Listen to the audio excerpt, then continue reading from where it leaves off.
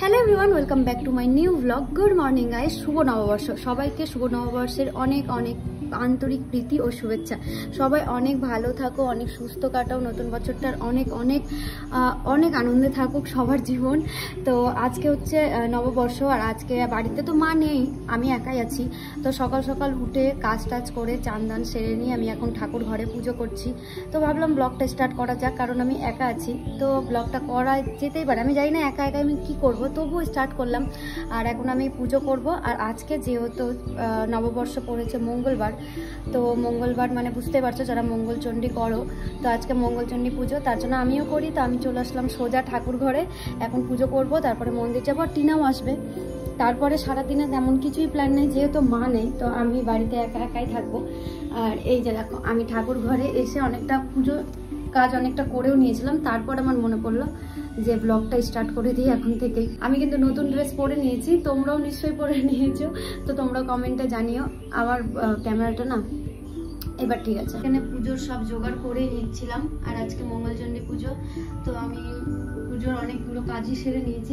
পুজো করব, দেন পুজো করে টিনা আসবে, মন্দিরে যাব, আর তারপরে রান্না টান্না করবো। সেরকম কোথাও বেরোনোর নেই কোথাও।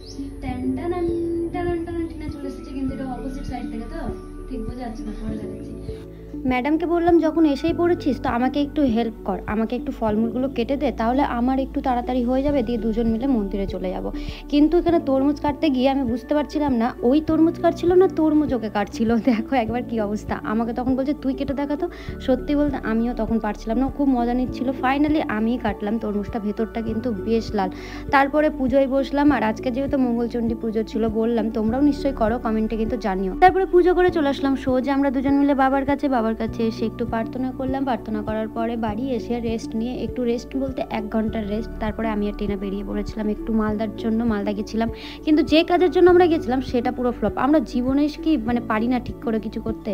তারপরে আসলাম মেশোর দোকানে, আর মেশোর দোকানে এসে দেখছি বাবুরা এখানে বসে গেম খেলছে। আর দাঁড়াও, ওরা কি বলছে তোমাদেরকে আমি শোনাচ্ছি, দেখো। ওটা বুঝা যাচ্ছে না, এবার টাকা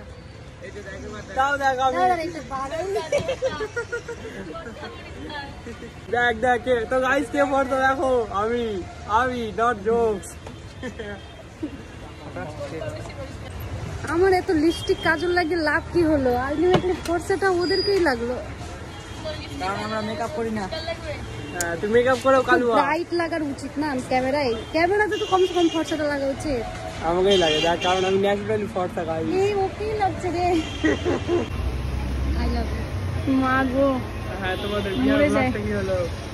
এবার এখানে রাখ ওটা। তোমাদের বিহার ব্লগটা কবে দিবা?